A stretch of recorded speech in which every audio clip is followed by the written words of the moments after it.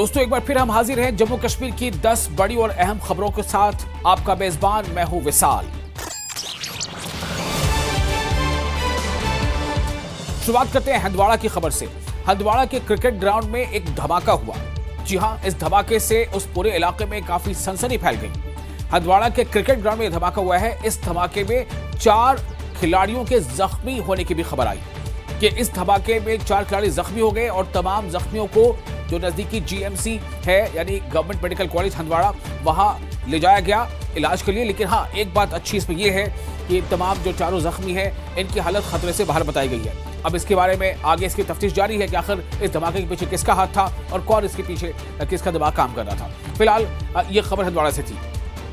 अगली खबर, जम्मू कश्मीर असेंबली में उस वक्त हंगामा हो गया जब बीजेपी एमएलए शगुन परिहार ने यह इल्जाम लगा दिया कि उनके इलाके में सड़क की तामीर को जानबूझकर नजरअंदाज किया जा रहा है क्योंकि वो एक हिंदू अक्सरियत वाला इलाका है। उनका ये कहना था क्योंकि वो हिंदू अक्सरियत वाला इलाका है और इसीलिए उसे नजरअंदाज किया जा रहा है। ताहम एनसीएमएलएज ने यानी कि नेशनल कॉन्फ्रेंस के जितने भी एमएलएज थे उन्होंने इस बयान पर सख्त एतराज किया और कहा कि एमएलए को ऐवान के कवायद और जबान पर तवज्जो देनी चाहिए कि वो ऐवान के अंदर किस तरह की जबान इस्तेमाल कर रहे हैं। एनसी मेंबर असेंबली ने कहा कि उन्हें ऐवान की सजावट को देखना चाहिए और जबकि डिप्टी सीएम ने ऐवान में जवाब देते हुए कहा कि यहाँ का हर बच्चा मुहिब्बे वतन है, किसी के साथ कोई इम्तियाजी सलूक नहीं किया जाएगा। श्रीनगर में नेशनल लॉ यूनिवर्सिटी का रास्ता जल्द साफ हो जाएगा। बांडीपोरा के कांग्रेस एमएलए निजामुद्दीन भट्ट ने लॉ यूनिवर्सिटी के तजवीज पेश की जिसे मंजूर कर लिया गया है। श्रीनगर में 50 करोड़ रुपए की लागत से लॉ यूनिवर्सिटी कायम करने की तजवीज ज़ेर गौर है। यूनिवर्सिटी के लिए जगह का फैसला तमाम स्टेक होल्डर से मुशावरत के बाद किया जाएगा। हुक्काम से कहा गया है कि वो जगह की निशानदेही करें। नई इमारत की तामीर तक यूनिवर्सिटी बडगाम के ओमपुरा कैंपस पे कायम की जा सकेगी। हमारा इरादा है इस फाइनेंशियल ईयर में तो नहीं होगा, अगले फाइनेंशियल ईयर के शुरू में हम चाहते हैं कि क्लासेस लगना शुरू हो जाए और एडमिशन शुरू हो। तो जाहिर सी बात है उसके लिए जो है रेंटेड अकोमोडेशन में हमें काम करना होगा। अब हमें उस तरह का इंफ्रास्ट्रक्चर मिले उस पर हम जो है अपना एक्सरसाइज कर रहे हैं। और मैंने अपने अफसरों से कहा कि पोटेंशियल साइट्स जो हैं उनको आइडेंटिफाई किया जाए। मेरी नज़र में जो मैंने इनके साथ शेयर किया है और शायद आप भी जानते हैं, ओमपुरा बडगाम में एक सॉफ्टवेयर टेक्नोलॉजी पार्क कायम किया जा रहा था और वहाँ पे एयरफोर्स की हमें इजाज़त मिली नहीं क्योंकि वहाँ पे वो डिश वगैरह लगाने पड़ते और उनके कम्युनिकेशन में उनको फ़र्क पड़ता। और वो बिल्डिंग शानदार एक कैंपस बना हुआ है लेकिन उसका कोई इस्तेमाल नहीं है आज। मुमकिन है अगर और कोई हमें बेहतर जगह मिली नहीं तो मुमकिन है कि ओमपुरा बडगाम के उस कैंपस में हम फिलहाल जो है सेंट्रल ये लॉ यूनिवर्सिटी जो है शुरू करें। उसके बाद परमानेंट कैंपस जो है वो हम एस्टैब्लिश करना शुरू कर लेंगे। उमर अब्दुल्ला की मुश्किलात बढ़ सकती हैं। बीजेपी ने चीफ मिनिस्टर के खिलाफ इलेक्शन कमीशन में शिकायत दर्ज कराई है। बडगाम से बीजेपी उम्मीदवार ने शिकायत दर्ज कराई है। वजीर आला पर ज़ाब्ते अखलाक की खिलाफ वर्जी का इल्जाम है। आगा सैयद मोहसिन ने शिकायत दर्ज कराई है। जो बडगाम से बीजेपी के उम्मीदवार हैं उन्होंने ज़ाब्ते अखलाक की खिलाफ वर्जी का मामला दर्ज कराया है, शिकायत दर्ज कराई है इलेक्शन कमीशन ने। अराजी अलॉटमेंट बिल मुस्तरद होने के बाद पीडीपी एमएलए वहीदुर रहमान पर्रा ने नेशनल कॉन्फ्रेंस को निशाना बनाया। वहीदुर रहमान पर्रा ने कहा कि पीडीपी बिल उन लोगों के लिए है, पीडीपी का जो बिल है ये उन लोगों के लिए है जिनके पास जमीन नहीं है। इस बिल की हिमायत न करके पार्टी अपने ही लोगों को जमीन पर कब्जा करने वाला कह रही है, यानी नेशनल कॉन्फ्रेंस अपने ही लोगों को जमीन पर कब्जा करने वाला कह रही है, लैंड ग्रैबर्स कर रही है। बीजेपी इसे लैंड जिहाद कहती है और ये जमीन पर कब्जा करने वाले हैं, यानी कि ये कह रहे हैं कि लैंड ग्रैबर्स हैं। मैं एक बार फिर से सारे लोगों को ये बताना चाहता हूँ, हम सभी लोगों ने एब्रोगेशन ऑफ आर्टिकल 370 के बाद लोगों से वादे किए कि हम यहाँ की ज़मीन का दिफा करेंगे। सारा मुद्दा ज़मीन का है जम्मू कश्मीर में आर्टिकल 370 के एब्रोगेशन के बाद।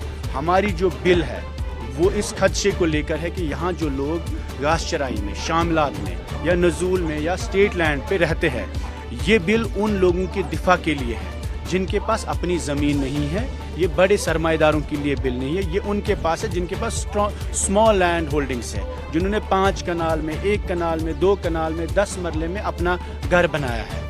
उनको उनकी ज़मीन को मालिकाना हुकूक देने के लिए हमने एक बिल लाया, क्योंकि हमने देखा 2 साल पहले गवर्नर्स रूल में कैसे JCB चले, सुंजवा में, बठंडी में, चिनाब में, पीर पंचाल में, कश्मीर में, खासकर श्रीनगर में 70% श्रीनगर के रहने वाले लोग स्टेट लैंड में रहते हैं, और इस बिल को सपोर्ट ना करके और अपने लोगों को लैंड ग्रैबर कह के इन्होंने एक बहुत बड़ा फ्लड गेट खोला है बीजेपी की पॉलिसी के लिए, जो बीजेपी बुलडोजर राज में बिलीव करती है, जो इसको लैंड जहाज समझती है।